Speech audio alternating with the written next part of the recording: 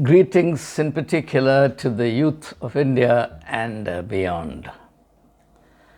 In this and the following videos, I propose to deal with a topic which I believe is of very crucial and significant importance for young people. No one will disagree with me when I say that young people are particularly conscious of and desirous of building their personality in the most powerful and pleasing manner. Personality building or personality formation is a very major priority with young people, and it should be.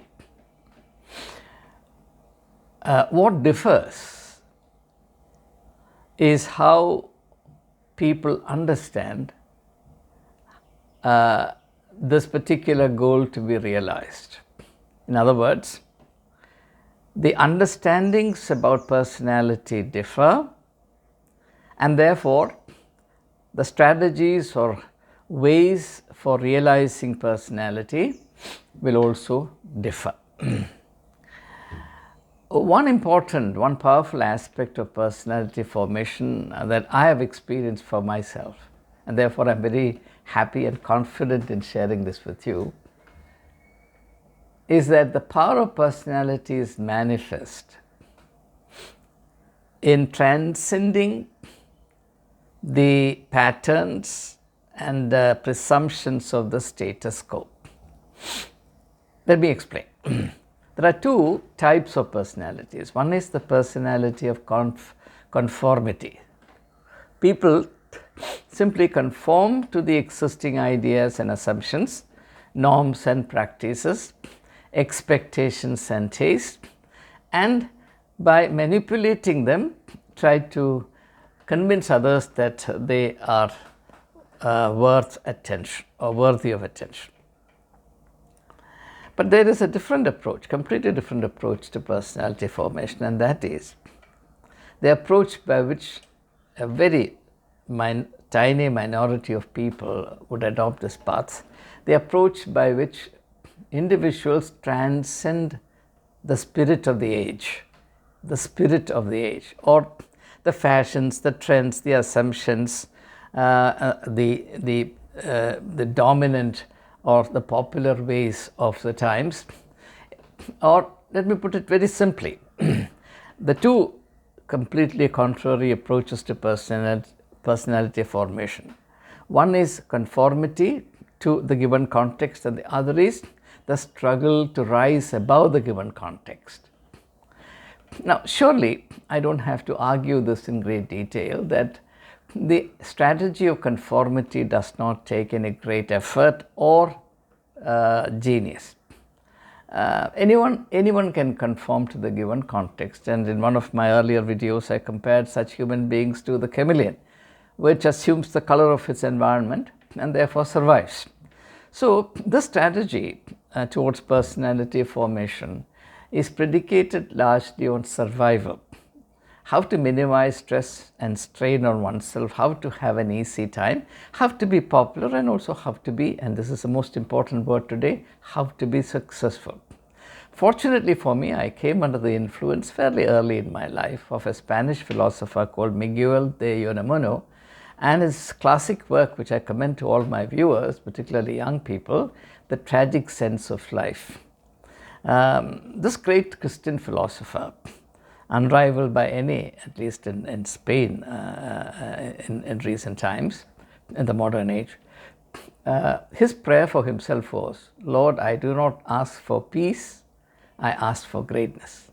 I do not ask for peace or success, make me great. Now, that kind of a soul, he influenced me greatly, and therefore, understandably, Miguel de Unamuno had a personality very different from that of his contemporaries.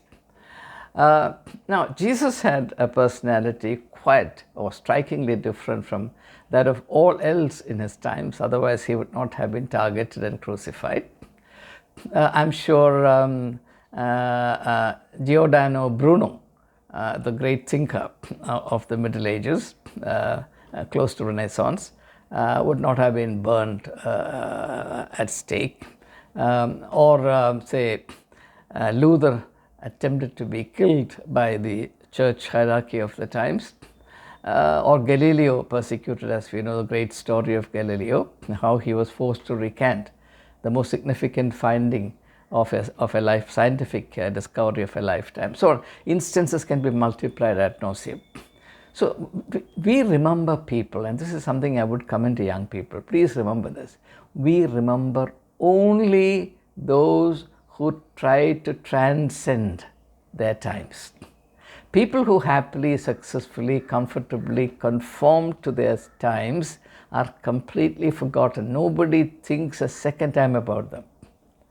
So it means that these two different approaches to personality formation also make the difference between living impactfully, living significantly, and living without any impact. And I have done a video on this, and it was posted a couple of weeks ago.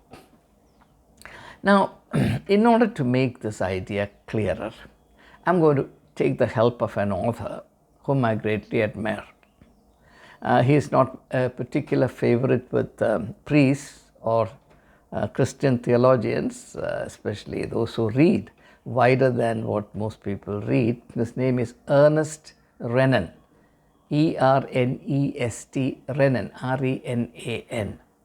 His books are available free of cost on the internet, and I commend this to my friends, especially young people, to try and read some of his books. And today I'm going to derive some material from his recollections. In his advancing old age, Renan looks back on the life that he has lived and particularly relives some of the memories of his youth. And in that account, the title of the book is Recollections of My Youth, and it was published precisely on the 1st of January 1883. That is to say, a little over 140 years ago. So I'm talking about a book that most people will not read today, but it's important that we reconnect to the great treasures of the past. And in the many, many videos that would follow in the days ahead, I'll be doing that without wanting to make my readers feel burdened about it. Now, in this recollections of my youth, Ernest Renan recalls a very, very singular character, an unforgettable character. And it's interesting that this person has no name. Though Renan continued to remember him and draw inspiration from him for some strange reason. Well, the reason is not as strange as it seems. I'll mention that very, very, very quickly. Presently, Renan did not know him by his name. So this man remains as a nucleus of mystery without a name. Right? So he says, now recollecting on this, on the influence of this unforgettable man, Renan says, he was for long a puzzle for us. In this video, I'll be quoting the exact words. The reason I'm doing this is, what I'm going to share with you is strikingly different from the dominant assumptions of our times. Therefore, I don't want people to think that I'm making up something without any foundation. I want my young people to know that what I'm saying is well founded on the history of our species, especially well founded in the life and intellectual contributions of the greatest of the minds across the centuries. So, this man was a puzzle to us. Now, let me ask you a question. What is better? If you have the opportunity to choose, what kind of person do you want to be? Do you want to be a flat character? Somebody who has no depth? Somebody who does not have a touch of mystery about him? Or somebody who is an enigmatic person? On this occasion, I'm reminded of a German author called Karl Jaspers, who in one of his books, I can't really give you the exact reference, he says that the beauty of life, the beauty of every individual is, and now I quote the exact words, that there is an irreducible core of mystery in every human being. When I first read it years ago, it just hit me so hard, and it went and lodged itself in my memory. That's why, even at the age of 73, I cannot forget these words. Karl Jaspers. There is an irreducible core of mystery in every individual. So, do you want that kind of a person, or do you want to be a flat character? Somebody without any outline, somebody who does not know what he is living for, somebody who does not know who he is, what his unique attributes are, what the purpose of his life is, if there is any relevance to his life. And I remember quoting Kierkegaard in an earlier video, where he says most people in this world live and die, and they are like the dry leaves that are blown away by the wind into the deep forest. You will never hear anything of them thereafter. So, lives of futility. The human condition universally is hag-ridden by this painful awareness, which comes unfortunately too late in life, that one has lived life in a very futile and meaningless manner. So, I am doing this video, or a couple of videos, in order to alert my young friends to the need to take themselves seriously and to try and engage with the question of their personality formation, quite different from the way it is understood and attempted in our times. So here is a singular character who was, for all the people around him, a puzzle. And as I said, later on, when Ernest Renan writes his recollections, he says, I never knew his name. I catch a tone of deep regret in those simple words. I never knew his name. I would say, if, say, 50 years after my death, if there be one human being on planet Earth who would say, I never knew his name, I wish I had known him by his name, right? Okay. The second thing that Renan says about this mysterious man was that his ideas and way of life were at stark contrast to all around him. Now, this is important. I want to commend this particularly to the thinking of young people who would see this video. There is a contradiction that we live, that most people live. That is, I have not come across a young people so far in my life who does not want to be unique. Ask yourself, what does it mean to be loved? What does it mean to be cherished? When you love a young girl or a young woman, if you're a girl, or depending on the gender to which you belong, what you do is, out of the millions of young girls or young men, you're picking one out. That person then becomes specific. He's like nobody else in this world, right? That is the beauty of love. It is this that meets the deepest longing of a young heart. That is, the longing to be unique and the longing to be uniquely valued. Most people don't understand this. Most people think that love is the chemistry of some kind of a biological disposition, some hormonal disposition. It's not like that at all. Love is a deep craving, or love encapsulates in itself a deep craving to be unique and to be recognized and cherished as unique by at least one human being on this earth. That is the deepest longing for a human being. Now, some people manage to extend that. See, most people live one-to-one. So, I want to be recognized as unique and irreplaceable by this one particular woman. That is how most people live. But this is often not met for the reason that people who can really recognize you for who you are, your worth, may not be found at all in your society among the opposite sex. I'm not saying this to a detriment of any society. I'm saying this as a universal human condition, and therefore most man-woman relationships that result in husband-wife relationships are bound, I say this again, bound to result in lifelong unhappiness. And maybe this is a subject we can discuss on its own on another occasion.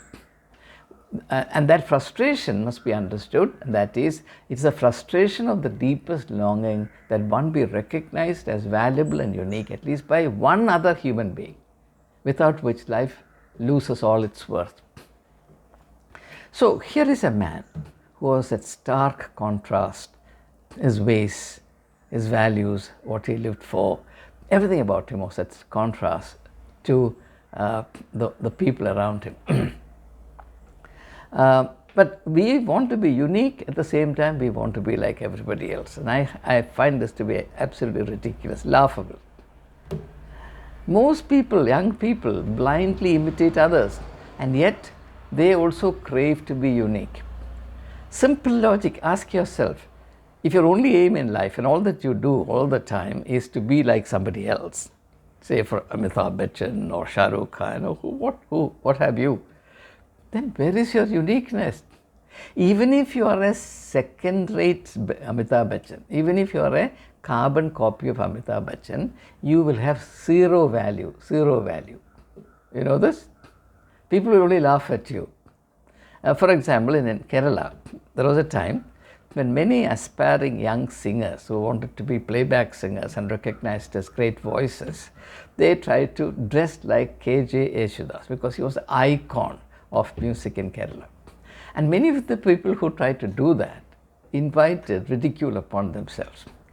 And the story is narrated of a great music director called Devarajan. An aspiring young singer went to him clad like Yesudas.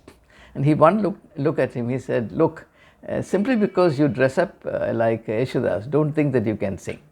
So his attempt to be like Yesudas destroyed what little chance he had to become a singer. Now, I'm just giving you one instance. I can give you hundreds of such instances. Please understand, you're being true to yourself and you're becoming truly yourself is a million times more valuable than you're becoming a pale copy of somebody else. So imitation is death. Imitation is death.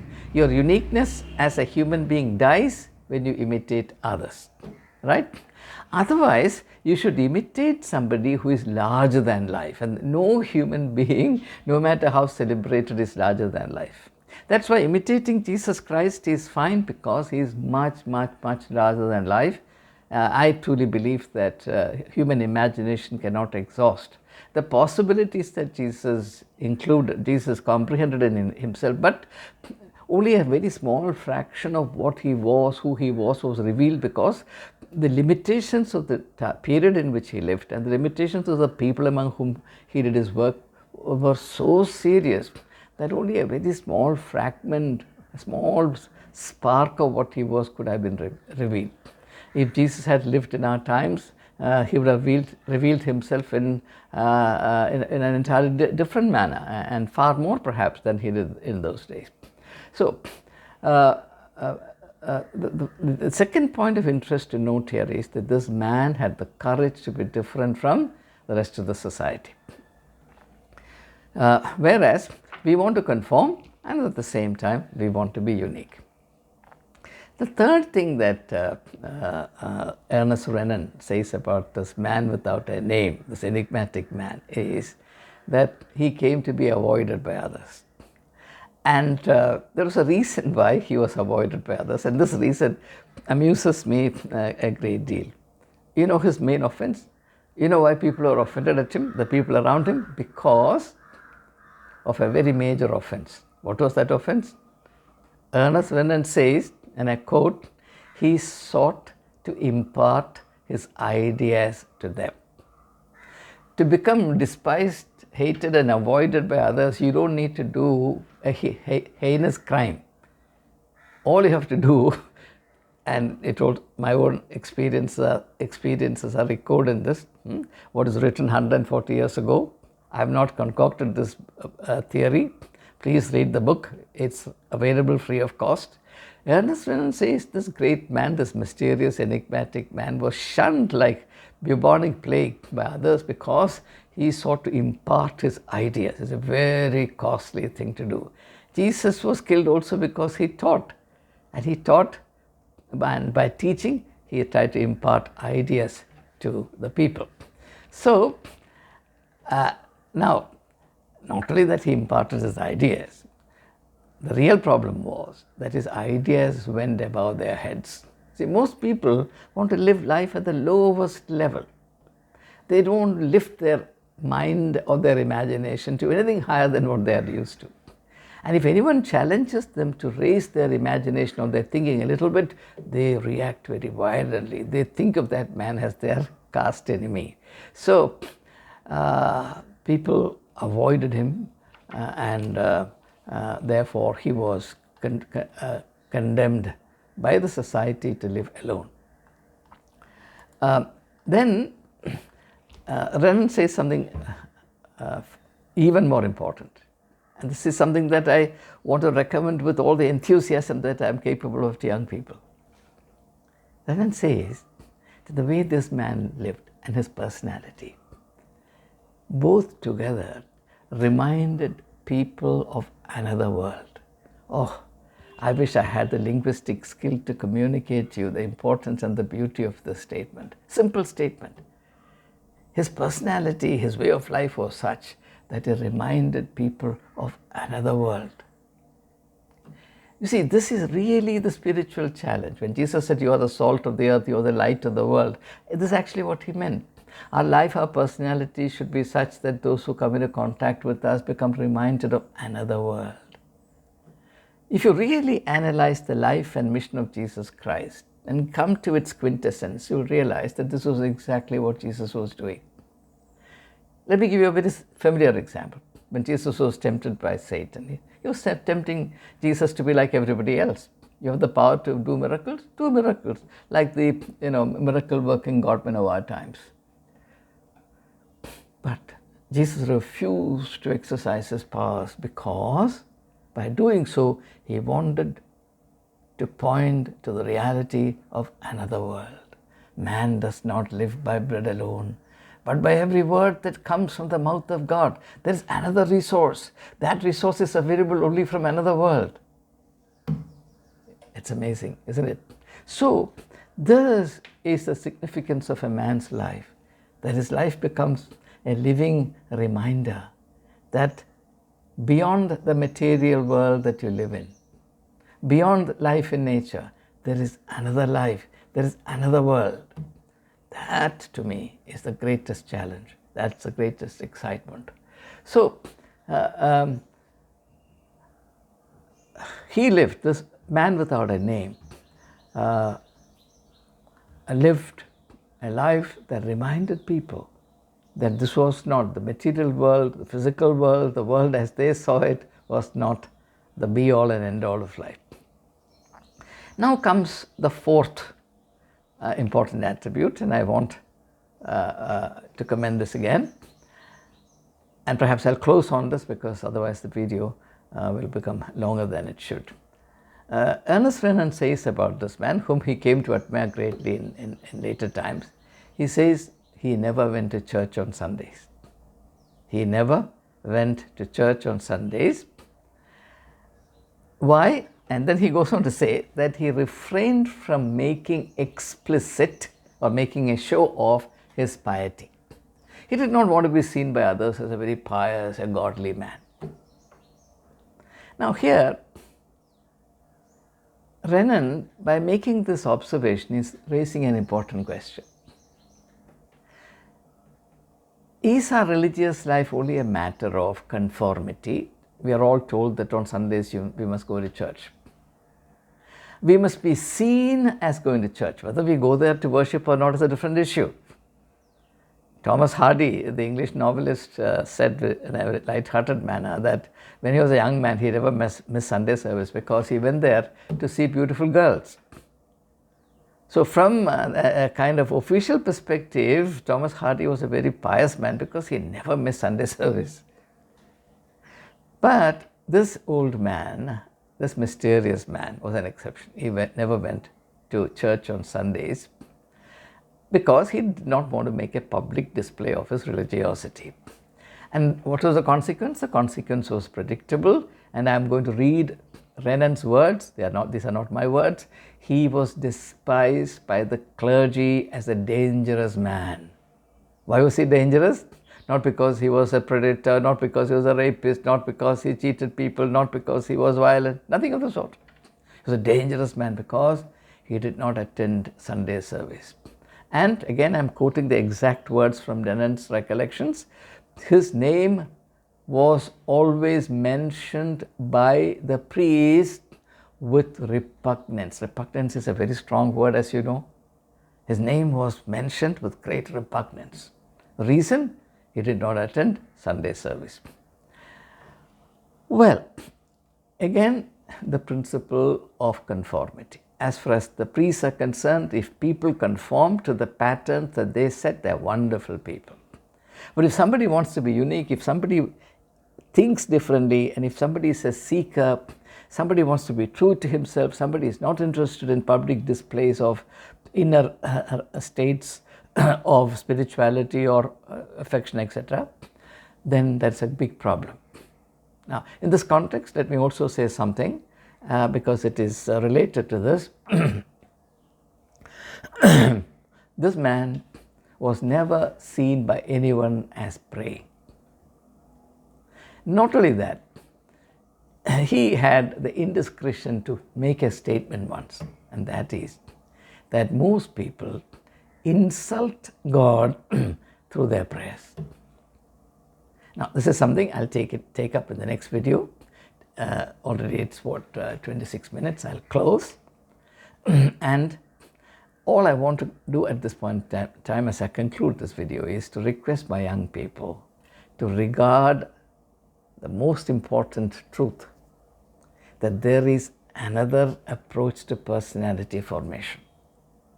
The modern culture, which is a culture of publicity, of show off, a culture of appearance rather than reality, a culture of consumption rather than creativity, has its idea of personality and therefore its way to personality formation, and which is largely to conformity. Through conformity, you conform to the dominant fashions of the times and your personality is made. I can't think of a more stupid idea than this as regards personality and personality formation. But here is another approach. Here is a mysterious man who had the guts, the courage to be different. He was different not because he wanted to be different for the sake of difference. He was different because he wanted to be true to himself. And being true to himself in his case involved leading a life of seeking ideas. Or to quote a few words from Matthew Arnold, the 19th century poet and thinker, he had the capacity to derive or take a disinterested delight in the free play of ideas, or a disinterested delight in the best that was thought and known in the world. I'm quoting the exact words in Matthew Arnold's long essay called a study of poetry, I think. All right. So that is a different approach to personality formation. And personality thus formed will have a tremendous impact on others. And that impact will be beneficial. Whereas the personality of the former kind, the personality of mere appearance, has only a fleeting appeal, and its appeal dies the moment you depart from the scene, and you waste a lifetime. You ruin and corrupt your personal destiny by running after these ideas and these goals, and you end up as a slave and a fool to the times. So, as a tragedy that should not happen to any young people, that's the reason why I'm sharing these thoughts, and I'm taking the help of Ernest Renan in order to make you understand that I'm not trying to inflict some of my pet theories on you, because there are many people who think that I'm simply inflicting my views. Yes, I do think. I have my convictions. I have my experiences. I have not lived my life in vain. But I make it a point to bring my thinking in harmony with, but not in complete conformity, in harmony with the best that is thought and known in the world. And what I'm sharing with you is the distilled quintessence of that great struggle, that great pilgrimage of life.